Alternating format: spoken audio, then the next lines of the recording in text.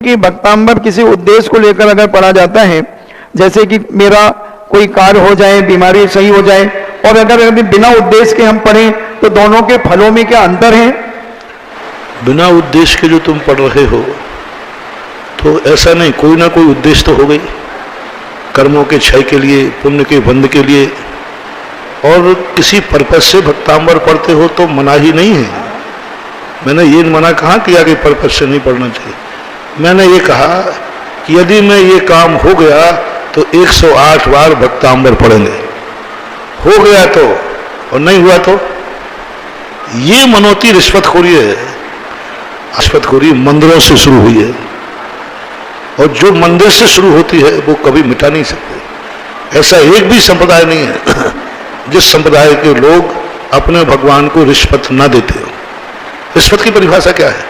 यदि आप मेरा यह काम कर दो तो मैं ये दूंगा।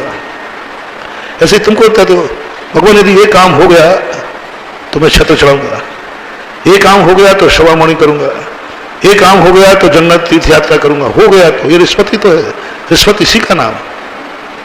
इसलिए रिश्वत के रूप में मत कहो। यदि हो गया तो ये कहो कि मैं भगवान को छत्र चढ़ाऊंगा, मेरा कार्य हो जाए या ना हो गए, मैं छत्र चढ़ा रहा हूं। छत्र चढ़ाते समय तुम अपनी भावना करो मेरा ये कार्य हो जाए, कोई बाधा नहीं है, लेकिन हो जाएगा तो चढ़ाऊंगा, ये रिश्वत है। चढ़ाते समय कोई भावना नहीं करोगे। आप ग्रस्त हो, भगवान का दर्शन करते समय भाव करोगे, हे प्रभु मेरा ये कार्य हो जाए। अभिषेक करते समय भाव करोगे, ये भाव हो जाए। आप छत्र चढ़ा रहे हैं, प्रसाद चढ़ा रहे हैं, उस समय चढ़ाते समय आप भाव करें मेरा ये कार्य हो जाए, कोई बाधा नहीं। आप ग्रस्त हो, और ग्रस्त होने के कारण अपने प्रभु के सामने इच्छा नहीं रखोगे तो कहां रखोगे? लेकिन हो गया तो शवामणि करूंगा, हो गया। कितना अंतर है? शवामणि करते समय भावना भाना मेरा ये कार्य हो जाए, मेरी भावना है, और काम हो जाएगा तो शवामणि करूंगा, ये रिश्वत की खोरी में आता है। तो इस प्रकार की जो स्थितियां हैं, तो मेरा ये कहना नहीं है कि आप भगवान से कोई इच्छा ना करें। आप ग्रस्त हैं, ग्रस्तों की हर कार्य के पीछे कोई ना कोई तमन्ना छुपी रहती है। बीतराग भक्ति, निष्काम भक्ति ग्रस्त नहीं कर पाता। निष्काम भक्ति का तो मैं कुछ नहीं, हमें तो भगवान की भक्ति कहिए, कुछ चाहिए नहीं, कुछ नहीं चाहिए। यदि ऐसा भाव आता है तो गुड बेटर बेस्ट, बहुत अच्छा। मुझे कुछ नहीं चाहिए, मुझे भगवान चाहिए। भगवान से नहीं चाहिए, भगवान चाहिए। गुरु से नहीं चाहिए, गुरु चाहिए। माँ बाप से नहीं चाहिए, माँ बाप चाहिए।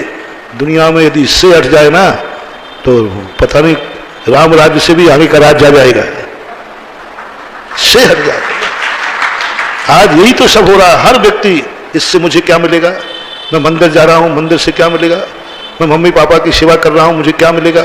मैं गुरु की सेवा कर रहा हूं, मुझे क्या मिलेगा? बस सब में से लगा करके सब पूजाएं बर्बाद कर देते। श्रेष्ठतम श्रेष्ठ वो है। दुर्योधन और पांडवों में यही तो अंतर था।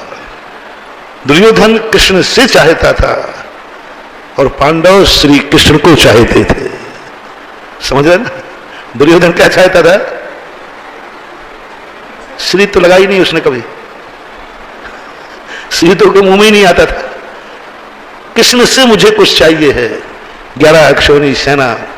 और पांडव कहते हैं हे मधुसूदन, मुझे कुछ नहीं चाहिए, मुझे आप चाहिए। और जो आप चाहिए है, आपको मालूम है कृष्ण जी से जिसने चाहा वो खत्म हो गया, और श्री कृष्ण को जिसने चाहा वो अमर हो गया। हम भगवान से ना चाहें, भगवान को चाहें, सब कुछ आ जाएगा महानुभाव, सब कुछ आ जाएगा। हम गुरु से ना चाहें, गुरु को चाहें, सब कुछ आ जाएगा।